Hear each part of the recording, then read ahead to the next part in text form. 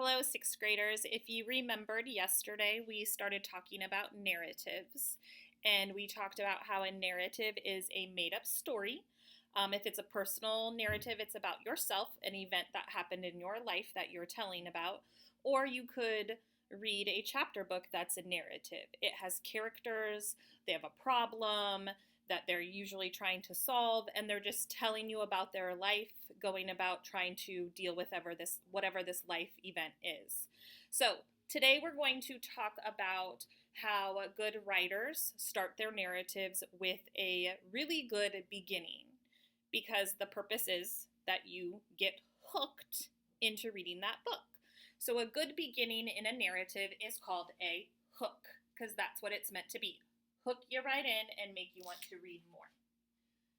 So good writers use hooks. The hook is the first bit that gets you engaged, wanting to read more. So the first few sentences that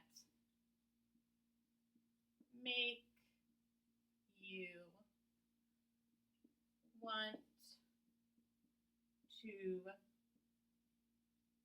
read more.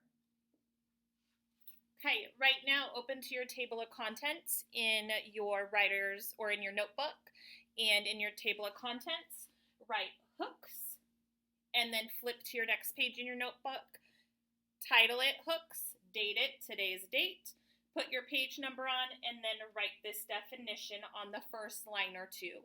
Hit pause here so you can go do that. Okay, you got your notes in your notebook, and now we are going to talk about the different types of hooks that you can put into your writing. Okay, you could use a sound word,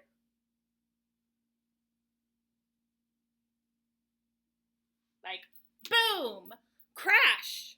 Well, the reader's going to be like, well, what was that boom? What was that crash? And they're going to want to read more to find out what happened. You could start with a question.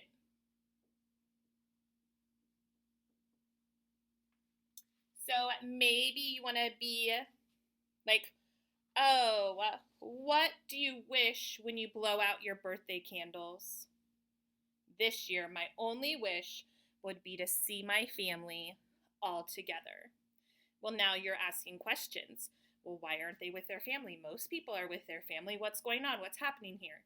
It hooks you in, making you want to find out more. Another thing you can do is use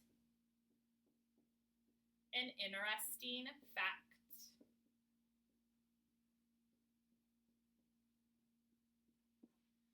So you could say, today I am officially 2,922 days old. That's a fact. That means I'm exactly 8 years old. Now you might be like, why in the world is this person telling me this? What does it have to do with this story? Makes you want to keep on reading to find out, why are they sharing this random fact with you? Okay. You can also use description. A really good description allows the reader to visualize what's happening. I peeked out the window at the hot morning sunshine beating down on our empty driveway. Soon it would be filled with cars driving to my birthday pool party. So they're describing what they're seeing, trying to get the person that's reading it wanting to read more. Okay, you also can use dialogue or a conversation between characters, okay, to help you engage your reader, making them want to read more.